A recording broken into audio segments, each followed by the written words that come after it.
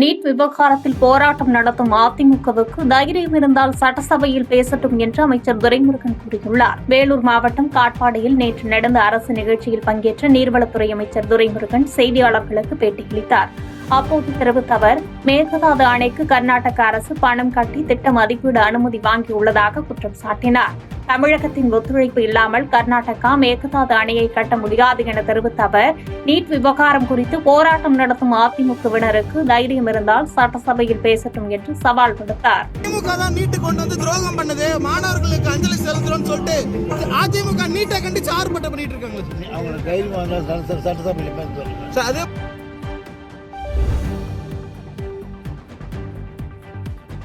இந்த விஞ்ஞான நூற்றாண்டில் நல்ல குடி தண்ணீரை கொடுக்க ஸ்டாலின் அரசால் முடியவில்லை என்பது வருத்தமளிப்பதாக பாஜக மூத்த தலைவர் தமிழிசை சவுந்தரராஜன் தெரிவித்துள்ளார். சென்னை கோடம்பாக்கத்தில் பாஜக சார்பில் அமைக்கப்பட்ட தண்ணீர் பந்தலை திறந்து வைத்த பின்பு செய்தியாளர்களுக்கு பேட்டியளித்த தமிழிசை, உறையூரில் குடிநீரில் கழிவுநீர் கலந்த விவகாரத்தில் ஒரே குடும்பத்தைச் சேர்ந்த 3 பேர் உயிரிழந்துள்ளனர். இந்த விஞ்ஞான நூற்றாண்டில் கூட நல்ல குடி தண்ணீரை கொடுக்க ஸ்டாலின் அரசால் முடியவில்லை என்பது வருத்தத்திற்கு உரியது என்று கருத்து தெரிவித்தார்.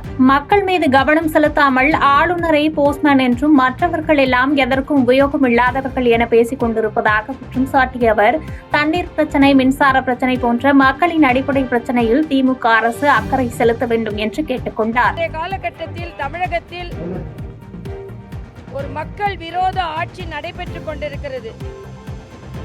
இன்னைக்கு பாத்தீங்கன்னா குடி தண்ணீர்ல, உறையூர்ல குடி தண்ணீரில் கழிவுப் பொருட்கள் கலந்து ஒரே குடும்பத்தை சார்ந்த, அந்த பகுதியை சார்ந்த 3 பேர் உயிரிழந்திருக்கிறார்கள்.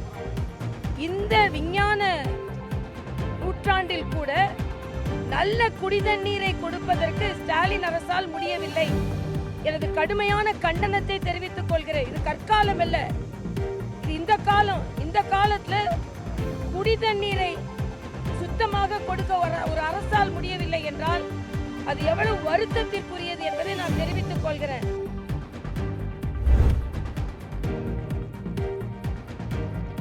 தேசிய ஜனநாயக கூட்டணியில் இடம்பெறும் கட்சிகள் மற்றும் யார் யாருக்கு எவ்வளவு தொகுதிகள் என்பதை அமித்ஷாவும் எடப்பாடி பழனிசாமியும் முடிவு செய்வார்கள் என்று பாஜக மாநில தலைவர் நயினார் நாகேந்திரன் கூறியுள்ளார்.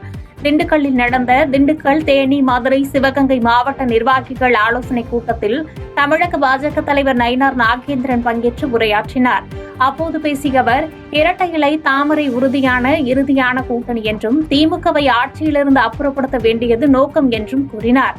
தேசிய ஜனநாயக கூட்டணியில் பங்கு வகிக்கும் கட்சிகள் எவை, யார் யாருக்கு எவ்வளவு தொகுதிகள் என்பது குறித்து அமித்ஷாவும் எடப்பாடி பழனிசாமி முடிவு செய்வார்கள் என்று விளக்கமளித்த அவர், சமூக வலைதளங்களில் பாஜகவினர் வெளியிடும் பதிவுகள் நாகரிகமாக இருக்க வேண்டும். நமது கட்சியை சேர்ந்தவர் ஒரு பதிவிட்டால் அது நியாயமாக இருக்கும் என்று அனைவரும் மதிக்க வேண்டும் என்று அறிவுறுத்தினார். மேலும் 2026 திமுக அவுட் ஆஃப் கண்ட்ரோலில் தமிழகத்தை விட்டு போக வேண்டும் என்ற எண்ணத்துடன் நமது செயல்பாடுகள் இருக்க வேண்டும் என கேட்டுக் கொண்டார். இந்த கூட்டத்தில் தேசிய பொதுக்குழு உறுப்பினர்கள் ராஜா, திருமலைசாமி, மாநில பொதுச் செயலாளர் ராமசீனிவாசன் மற்றும் கட்சி நிர்வாகிகள் கலந்து கொண்டனர்.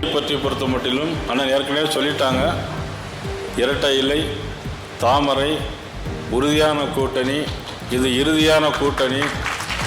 அதில் யார் யார் எவ்வளவு பங்கெடுப்புங்கிற பிரச்சனைலாம் நமக்கு தேவையில்லை, எனக்கும் தேவையில்லை, நமக்கும் தேவையில்லை. ஏன்னு சொன்னால் நிறைய பேர் ஃபேஸ்புக்லேயும் ட்விட்டர்லையும் எதுவும் போடுறீங்க.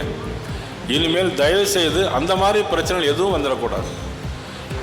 அதை உள்துறை அமைச்சர் அவர்களும் அண்ணன் இபிஎஸ் அவர்களும் பார்த்துக் கொள்வார்கள். தேசிய ஜனநாயக கூட்டணியில் யார் யாரெல்லாம் இருக்கிறார்கள் என்பதை அவர்கள் முடிவு பண்ணி கொள்வார்கள். நமக்கு அந்த தேவையில்லை. ஃபேஸ்புக், ட்விட்டரில் நம்முடைய பதிவுகள் நாகரிகமாக இருக்கும். ஏன் நாகரிகமாக இருக்கும் அப்படின்னா, நம்முடைய கட்சி அப்படிப்பட்ட கட்சி, ஒழுக்கமான கட்சி, கட்டுப்பாடான கட்சி, தேச நலன் சார்ந்த கட்சி, தேசபக்தி மிகுந்த கட்சி. நாம் இந்த கட்சியில் இருக்கக்கூடியவன் ஒரு பதிவு போட்டால் நியாயமானதுன்னு சொல்லி பப்ளிக் நம்மளை நினைக்கணும், மதிக்கணும். அந்த அளவுக்கு நம்முடைய பதிவுகள் இருக்க வேண்டும் என்று நான் அன்போடு கேட்டுக்கொள்வதோடு,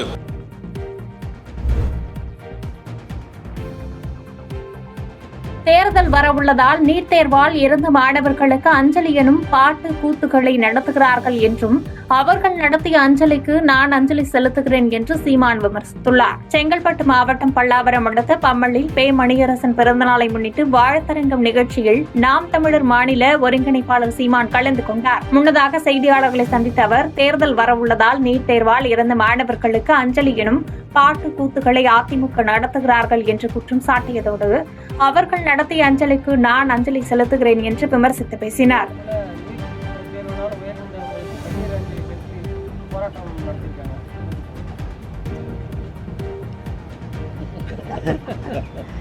போராட்டத்துக்கு நான் வேணா ஒரு கண்ணீர் அஞ்சலி செலுத்துறேன்.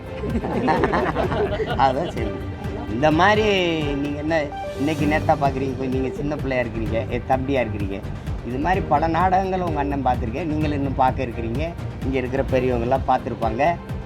தேர்தல் வரும்போது இதெல்லாம் நடக்கிறது தானே. விழாக்காலங்களில், திருவிழா காலங்களில் கூத்து, பாவக்கூத்து, கரகாட்டம், பள்ளி திருமண நாடகம், ஹரிச்சந்திர மாயான காண்டகம், திரைப்பட நடிகைகளை கூட்டிகிட்டு வந்து ஆடல் பாடல் நிகழ்ச்சி இதெல்லாம் நடக்கும்ல. அது மாதிரி தேர்தல் திருவிழா வரும்போது இதெல்லாம் நடக்கும். இந்த நாடகம் சரியில்லைன்னா இதை பாருங்கள், இது சரியில்லைன்னா இதை பாருங்கள், எதுக்கும் சரியில்லைன்னா பாடுங்க பேசாம.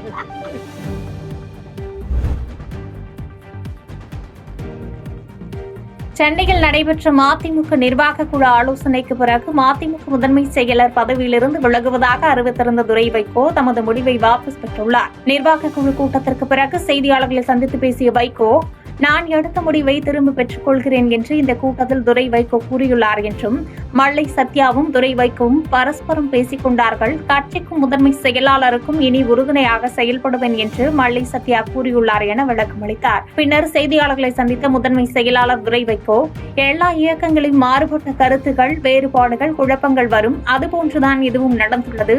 இயக்கம் கட்டுக்கோப்பாக உள்ளது. இந்த இயக்கத்தின் பயணம் சீரும் சிறப்பாக இருக்கும் என்று தெரிவித்தார். மேலும் சகோதரர் மல்லை சத்யா வருத்தம் தெரிவித்ததாக கூறிய அவர், கட்சிக்கும் தலைவர் வைகோவிற்கும் தனக்கும் பக்கபலமாக இருப்பதாக கூறியுள்ளார் என விளக்கமளித்தார்.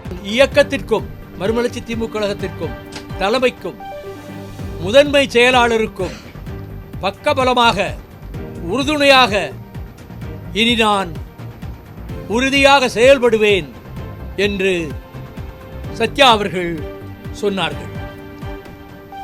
முதன்மை செயலாளர் துரை வைகோ அவர்கள் அதனை ஏற்றுக்கொண்டு ஒற்றுமையாக இருந்து இந்த இயக்கத்தை வலுப்படுத்துவோம் என்று சொன்னதோடு மட்டுமல்லாமல், நடந்தவைகள் நடந்து முடிந்தவைகளாக இருக்கட்டும், இனி நடப்பவைகள் நல்லவைகளாக இருக்கட்டும் என்று துரை வைகோ அவர்கள் கூறியதோடு, இருவரும் ஒருவரை ஒருவர் கட்டி தழுவிக்கொண்டு கரம் குலுக்கி நாங்கள் இணைந்து பணியாற்றுவோம் என்ற சமிக்ஞையை அதன் மூலமாக வந்திருக்கிற நிர்வாக குழு உறுப்பினர்களுக்கு தெரிவித்து,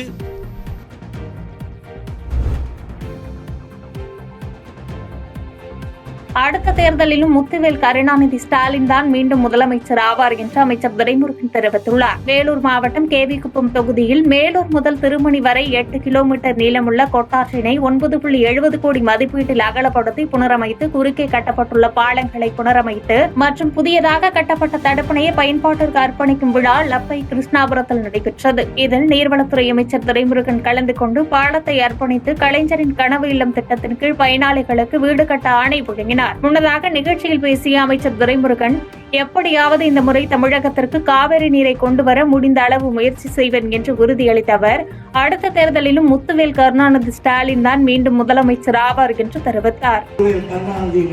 ஸ்டாலின் தான் முதலமைச்சராக வருவார்.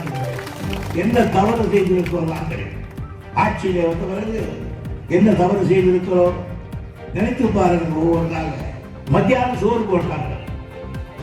அதை பார்த்தாங்க நம்ம தளபதி காலையில் பெருவயத்தோடு வந்து இருந்தால் பாடத்தை கவனிக்க முடியாது என்று சொல்லி இன்றைக்கு குழந்தைகளுக்கெல்லாம் பொங்கல் போடுங்கள், கிச்சடி போடுங்கள், இட்லி போடுங்கள் என்று இன்றைக்கு டிஃபன் போடுகிறார். இது மகத்தான சாதனை இல்லையா? அப்படி நான் நிற்க முடியலனாலும் என் பையன் கூப்பிட்டு இந்த தொகுதியில் நின்று நான் சொல்லியிருக்கிறேன். ஆகியனால் அந்த உறவு அற்று போகக்கூடாது. எனவே நான் உங்களை எல்லாம் கேட்பது எல்லோரும் நலமாக இருக்கிறீர்களா என்பதுதான்.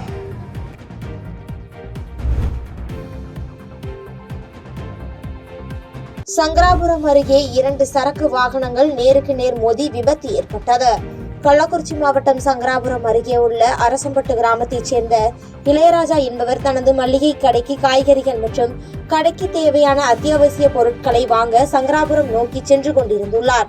அப்பொழுது பாலப்பட்டு கிராமத்தைச் சேர்ந்த மணி என்பவர் தனது சரக்கு வாகனத்தில் காய்கறி விற்பனைக்காக சங்கராபுரத்தில் இருந்து அரசம்பட்டு நோக்கி வந்ததாக கூறப்படுகிறது. இந்த நிலையில் அரசம்பட்டு அருகே 2 சரக்கு வாகனமும் நேருக்கு நேர் மோதி விபத்துக்குள்ளானது. இந்த விபத்தில் 2 ஓட்டுநர்களும் சிறிய காயங்களுடன் உயிர் தப்பிய நிலையில் மருத்துவமனையில் சிகிச்சைக்காக அனுமதிக்கப்பட்டுள்ளனர். இச்சம்பவம் அப்பகுதியில் பரபரப்பை ஏற்படுத்தியுள்ளது.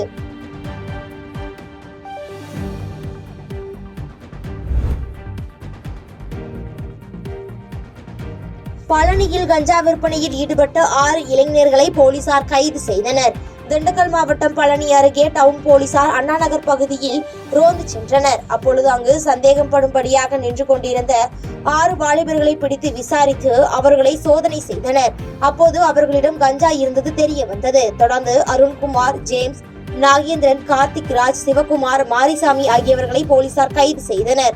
இதனைத் தொடர்ந்து அவர்களிடம் இருந்த 200 கிராம் கஞ்சா மற்றும் மோட்டார் சைக்கிள் ஒன்றை பறிமுதல் செய்து விசாரணை நடத்தி வருகின்றனர்.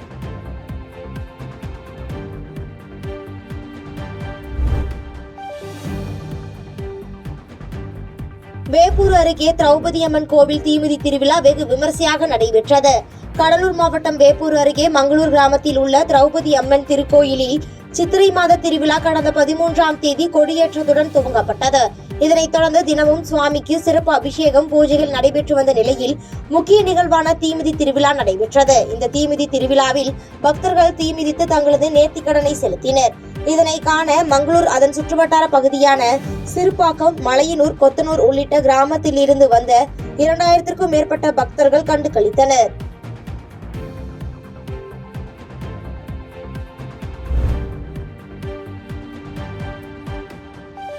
விசைத்தறி உரிமையாளர்களின் கூலி உயர்வு பிரச்சினை தொடர்பாக கோவையில் நடைபெற்ற முத்தரப்பு பேச்சுவார்த்தையில் முடிவு எட்டப்பட்டுள்ளது. கோவை, திருப்பூர் மாவட்ட கூலிக்கு நெசவு செய்யும் விசைத்தறி உரிமையாளர்கள் கூலி உயர்வு கோரி காலவரையற்ற வேலை நிறுத்தம், அடையாள உண்ணாவிரத போராட்டம் மற்றும் தொடர் உண்ணாவிரத போராட்டத்தில் ஈடுபட்டு வந்தனர். இந்த நிலையில் நேற்று இரவு கோவை மாவட்ட ஆட்சியர் அலுவலகத்தில் அமைச்சர்கள் செந்தில் பாலாஜி, சாமிநாதன், கயல்விழி மற்றும் கோவை, திருப்பூர் மாவட்ட ஆட்சியர்கள், தொழிலாளர் நலத்துறை அதிகாரிகள், ஜவுளி உற்பத்தியாளர்கள், கூலிக்கு நெசவு செய்யும் விசைத்தறி உரிமையாளர்கள் கூட்டமைப்பு ஆகியோருடன் பேச்சுவார்த்தை நடத்தப்பட்டது. இதில் நடத்தப்பட்ட பேச்சுவார்த்தையானது முடிவு எட்டப்பட்ட நிலையில் போராட்டக்காரர்கள் தங்களது உண்ணாவிரத போராட்டத்தை வாபஸ் பெற்றனர்.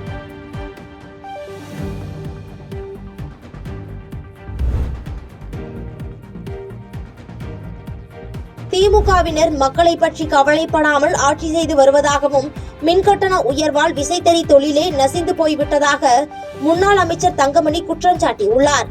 நாமக்கல் மாவட்டம் குமாரபாளையம் அருகே ஆனங்கூர் ஊராட்சியில் பூத் கமிட்டி ஆய்வு கூட்டமானது முன்னாள் அமைச்சரும் குமாரபாளையம் சட்டமன்ற உறுப்பினர் தங்கமணி தலைமையிலும் மாநில அம்மா பேரவை இணை செயலாளர், கள்ளக்குறிச்சி முன்னாள் சட்டமன்ற உறுப்பினருமான பிரபு முன்னிலையில் நடைபெற்றது. இதில் கலந்து கொண்ட பூத் கமிட்டி உறுப்பினர்கள் ஆய்வு செய்யப்பட்டு வரும் 2026 சட்டமன்ற தேர்தலில் எவ்வாறு செயல்பட வேண்டும் என்ற ஆலோசனைகளை வழங்கினர்.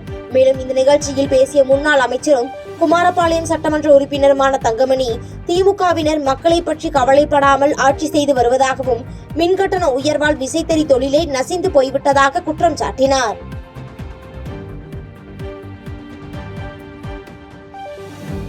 செய்திகளை உடனுக்குடன் தெரிந்து கொள்ள கீழ்கண்ட கேபிள் மற்றும் டிடிஎச் நெட்வொர்க்குகளில் எம்நாடு செய்தி தொலைக்காட்சியை காணுங்கள். பாதகம் செய்பவரை கண்டால் நாம் பயம் கொள்ளலாகாது பாப்பா. மோதி மிதித்து விடு பாப்பா, அவர் முகத்தில் உமிழ்ந்து விடு பாப்பா. அண்மை செய்திகளை உடனுக்குடன் தெரிந்து கொள்ள இணைந்திருங்கள் எம்நாடு தொலைக்காட்சியுடன்.